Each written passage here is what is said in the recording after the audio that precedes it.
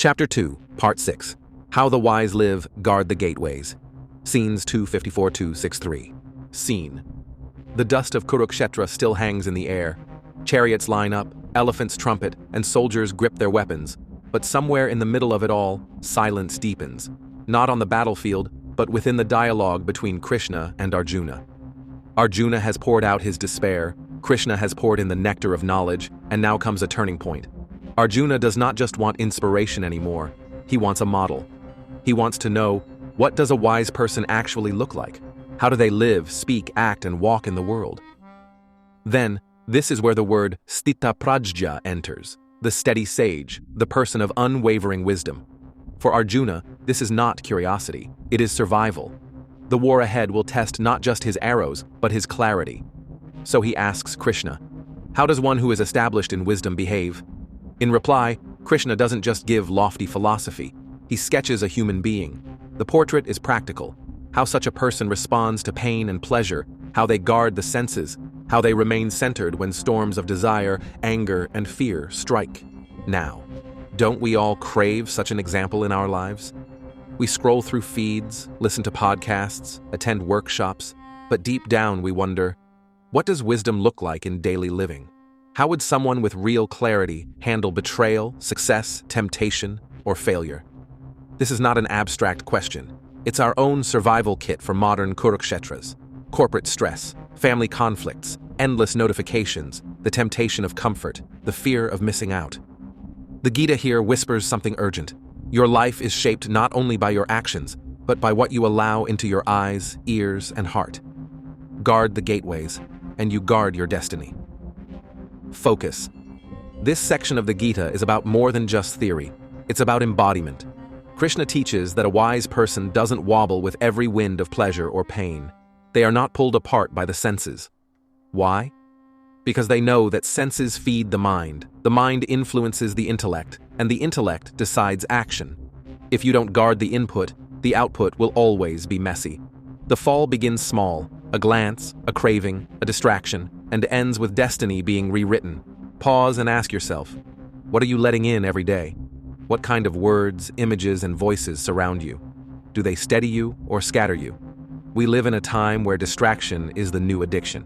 Every ping is a hook, every scroll a subtle pull of the senses. But Krishna tells Arjuna and us that mastery begins not with conquering the world, but with curating what you allow into your inner world. Now imagine, if you, like Arjuna, had Krishna himself as your charioteer, what would he say about your daily inputs? Would he smile at your discipline, or would he point out how carelessly you leave your senses unguarded? Share your thoughts in the comments, because your honesty might be the first step toward your own steadiness. And remember, the question is not whether you face noise and distraction, you will. The question is whether you choose to let them shape you, or you shape them. Krishna's guidance in these verses gives us a practical compass. Master inputs, master life. 254. The question of Arjuna, what does wisdom look like? Scene. The battlefield still trembles with the echo of conches, but inside Arjuna's heart, a different storm is raging. He has listened to Krishna's piercing words about the eternal self, about duty, about the futility of grief. Yet his mind still seeks something more tangible. Philosophy is grand, but how does one live it? So he turns to Krishna with a question both humble and desperate. O Keshava, how does a man of steady wisdom speak? How does he sit? How does he walk? This is not a mere curiosity. Arjuna is pleading for a living image, an example he can model. Then, this moment is profound. After all the intellectual arguments, Arjuna finally asks for a picture of the Stithaprajña, the person of unwavering wisdom. He does not ask, what do they believe, but instead, how do they behave? That is the beauty of the Gita. It never leaves wisdom floating in abstraction. It anchors it in life. For Arjuna, who is drowning in despair, this question is also survival. If he can't live this wisdom, what good is it? In that silence between two friends, you can almost feel his vulnerability. The great warrior now asking not for strategy, but for a model of steadiness. And Krishna welcomes the question. Why? Because the real mark of a seeker is not in knowing verses, but in wanting transformation. The battlefield itself pauses, not outwardly, but in the narrative, because this is the pivot. Philosophy must become personality. Now, haven't you felt this same hunger? We listen to spiritual talks, we read self-help books, we hear, be calm, don't be attached, stay centered. But deep down we wonder, what does that actually look like in a person? What would it look like if my boss, my partner, my sibling, or even I myself embodied wisdom? Arjuna's question is our question.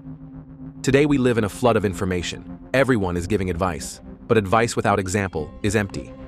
That's why mentors who inspire us the most are not those who lecture, but those whose lives are living commentaries. The Gita reminds us that wisdom is not how many words we speak, but the quality of our walk. The way we respond to pain, the way we handle temptation, the way we stay grounded when storms hit. That is wisdom in action. So pause here. If you had a Krishna beside you and you could ask just one question about wisdom, what would you ask? Would you ask how to earn more, how to reduce stress, how to manage relationships? Or would you, like Arjuna, ask, what does a wise life look like? Think about it, and maybe even drop your answer in the comments. Focus. The lesson of this scene is crystal clear. True seekers don't stop at theory, they long for embodiment. Arjuna's question teaches us to go beyond knowing and aim for being. The focus is not on memorizing lofty words, but on becoming the person whose life radiates wisdom. And here is the challenge for you. Stop asking only, what should I do? And start asking, how should I live? Because life does not change through lectures, but through lifestyle. Krishna's response in the verses to come is not for Arjuna alone. It is for all of us who want wisdom that walks, wisdom that breathes, wisdom that holds steady when the world shakes. So let this scene invite you. Don't be content with hearing wisdom. Demand to see it. Demand to live it. And remember, the truest sign of wisdom is not in how you speak when life is smooth, but in how you stand, sit, and walk when the storm arrives. 55. The portrait begins, desire falls silent. Scene. Krishna begins to answer Arjuna's heartfelt question. His first brushstroke in painting the portrait of the Stithaprajña is this. When a man gives up all desires that enter the mind, O Partha, and is satisfied in the self by the self, he is said to be of steady wisdom. The battlefield fades for a moment as these words carve a deeper war between desire and freedom inside Arjuna's heart. Then, this is revolutionary. For centuries, kings, sages, and seekers chased rituals, wealth, and victories. But Krishna sets a different benchmark. Wisdom is not about adding more, but about letting go. The first mark of a steady mind is not what one possesses, but what one no longer craves. Imagine the irony. Here stands Arjuna in an army that has gathered treasures, weapons, and alliances. Yet Krishna says true strength lies in one who seeks nothing outside. Think of Vyasa's design here. The war is between cousins fighting for land, but Krishna points Arjuna inward to a war against desire. Draupadi, elders, even unborn generations, everyone is invested in the outcome of this external battle. But Krishna is drawing Arjuna to the battle within. Will you let your cravings dictate you, or can you stand complete within yourself? Now, today, desire is marketed as life itself. Every notification on your phone, every ad on your screen whispers, you need this. But Krishna dares to say, no, you already are whole. What would your life look like if you were not chasing every new object, title, or validation? It doesn't mean rejecting the world, it means anchoring so deeply in yourself that nothing outside decides your peace. Imagine waking up tomorrow and your sense of worth is not tied to salary, followers, or even relationships. How free would you feel? And here's the real twist. Only such freedom allows you to truly enjoy what you do have, without the fear of losing it. So ask yourself honestly, what desire still dictates your peace? Is it recognition, money, approval, or control? Name it. Because once you name it, you weaken it. Focus. Krishna's first marker is clear. Wisdom begins where endless craving ends. The Stithaprajña is not empty, but full of the self. And the focus for us is this. Practice shifting your identity from what you lack to what you already are. When your joy comes from your being, not your getting, you step into freedom. And freedom is the foundation of wisdom. 2.56. Unshaken in sorrow, untouched by joy. Scene. Krishna continues. He whose mind is undisturbed in sorrow, free from longing in pleasure, and who has transcended attraction, fear, and anger, is called a sage of steady wisdom. These words fall like thunder on Arjuna's heart. Then, think of Arjuna's life. He has known victories, celebrations, and the warmth of Draupadi's smile. He has also tasted exile, insult, and loss. Krishna tells him, the true sage is not tossed about by either. It's not that sorrow won't come, or joy won't thrill you, but wisdom lies in not clinging to either. Picture Bhishma on his bed of arrows. Pain pierced every inch of his body, yet his mind was clear, anchored in Dharma. Picture also kings who once roared in delight at power, only to be destroyed by that very intoxication. This is the lesson. Wisdom does not ride the highs and lows. It stands steady. Now, in our lives too, how often do we collapse when sorrow comes, or lose balance when joy intoxicates us? Our peace becomes a yo-yo, pulled by circumstances. Krishna's words are not about becoming numb, but about becoming free. When you stop letting emotions dictate you, you begin to direct them. Reflect for a moment. When was the last time sorrow broke you? When was the last time joy distracted you from purpose? Can you imagine living in a way where neither steals your center? Focus.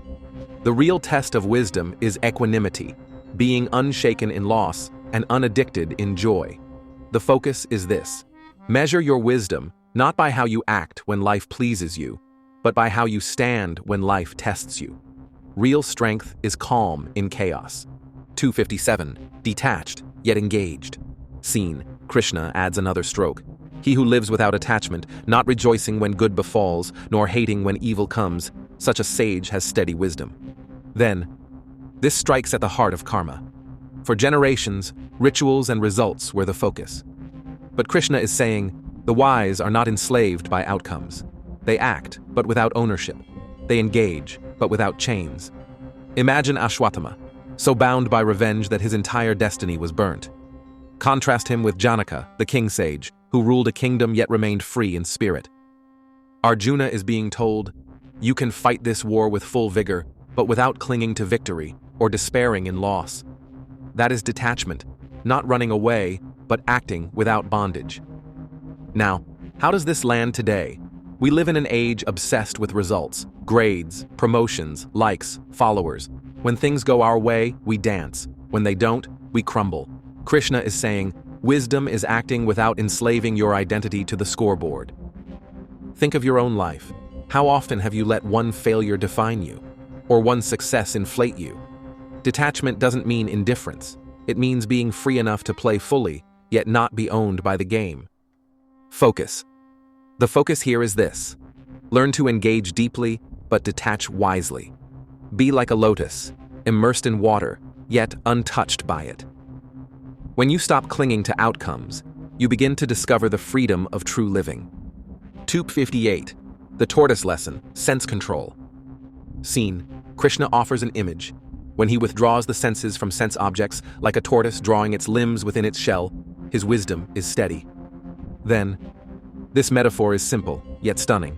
The tortoise is not dead, it is alive, alert, fully capable of extending its limbs. But when danger comes, it knows how to withdraw. Krishna says, the wise are like this. They enjoy the senses, but they also know when to retreat. Imagine the difference. Duryodhana stretched toward indulgence and lost himself. The sage contracts, protects, and preserves his inner freedom. Arjuna, too, must learn this. The war is not just about arrows, but about mastering his own senses. Anger, pride, grief. Now, today, senses are constantly bombarded, scrolling endlessly, binging, consuming without pause. We live like tortoises with limbs permanently stretched, never withdrawing. No wonder the mind feels restless. Krishna's image is a cure. Withdraw when needed. Taste, see, touch, but also practice pause. Ask yourself, do you know when to pull back? Or are you living with no boundaries, no self-control? What would it look like to live with both engagement and restraint? Focus. The tortoise teaches balance.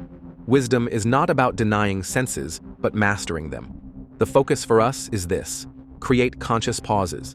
Choose what enters your mind and body. Because when you learn to withdraw at will, you stop being a slave and start being free. 2.59. Higher taste replaces lower cravings. Scene. Krishna concludes this segment.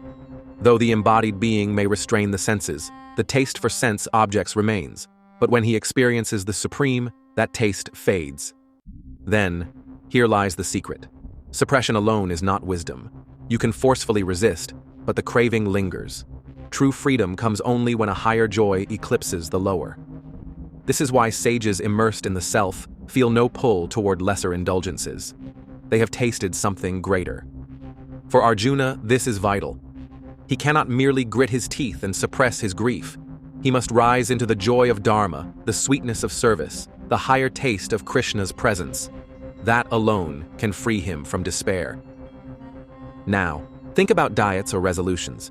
You may avoid chocolate for weeks, but if nothing sweeter replaces it, the craving returns. The same applies to life's temptations. Suppression fails. Substitution with a higher taste succeeds. Spiritual joy is that higher taste. In modern life, it could mean replacing endless scrolling with meaningful learning, replacing gossip with gratitude, replacing shallow entertainment with deep connection. The moment you taste higher joy, the lower loses its grip. Focus. The focus is liberating. You cannot kill desire by force, but you can dissolve it by rising higher. Don't just fight cravings, feed your soul. When you taste the supreme, life's lesser lures fade naturally. 260. The wild horses of the mind. Scene. Krishna warns Arjuna. The turbulent senses, O son of Kunti, even while one is striving to control them, carry away the mind by force. The field of Kurukshetra is full of war horses, but Krishna points to a more dangerous stampede, Arjuna's own senses. Then, even sages after years of penance feared this truth. Think of Vishwamitra, who through sheer will rose to rishihood, yet was carried away by desire when Manaka appeared. The senses are like wild horses, majestic, powerful, but if left untamed, they can drag the chariot into a ditch. For Arjuna, this is not just philosophy. His eyes see grandfather Bhishma, his ears hear the war drums, his heart remembers Draupadi's insult. These senses flood him with emotions, threatening to hijack his resolve. Krishna reminds him, control is not easy, vigilance is eternal. Now, in today's world, the senses are constantly lured. Advertisements are designed to hijack sight, sound, taste, and touch. Social media thrives on pulling attention. Even when you vow to stay disciplined, one ping, one scroll, one taste can sweep you away. Have you ever tried focusing on a task, only to find your mind carried away by a notification, a craving, or a memory? This is exactly what Krishna is describing. The war of senses is daily, and most lose it not because they lack will, but because they underestimate how forceful the senses are. Focus. Don't fight the horses blindly. Learn to rein them. The wise don't suppress senses, they train them to serve. The focus here is clear. Strengthen awareness so your senses obey the mind, not the other way around. Master the horses, and the chariot of life moves toward freedom. 261. Anchored in the divine. Scene. Krishna continues. Having controlled them all, he sits focused on me as the supreme. His wisdom is steady, whose senses are under control. Then, here is the master key. Discipline alone may fail, but devotion gives power. Many ascetics fell because they tried only with will, but those anchored in the divine, like Prahlada, like Mirabai, remained unshaken because their heart was fixed on something higher. Arjuna is being told, don't fight senses with bare fists, anchor in me. When your devotion holds, the senses lose their tyranny. Just as a river rushes toward the ocean and becomes calm, the restless senses, when directed toward the supreme, dissolve in stillness. Now, in modern life, we try apps, schedules, and hacks to control distractions. But unless there is an anchor, a higher purpose, a devotion, a why, discipline crumbles. Think about it. Why do some people quit addictions and never return, while others relapse endlessly? It's not stronger willpower, it's deeper anchoring. So what anchors you? Family, dharma, a higher vision of life? Or are you fighting distractions without a purpose? Krishna's wisdom is evergreen. Discipline fails without devotion. Focus. Anchor your life in what is higher, and the lower loses grip. The focus is this. Don't merely resist temptations. redirect them toward the divine. When love fuels discipline, wisdom becomes steady, and senses become servants, not masters. 262. The Domino of Desire.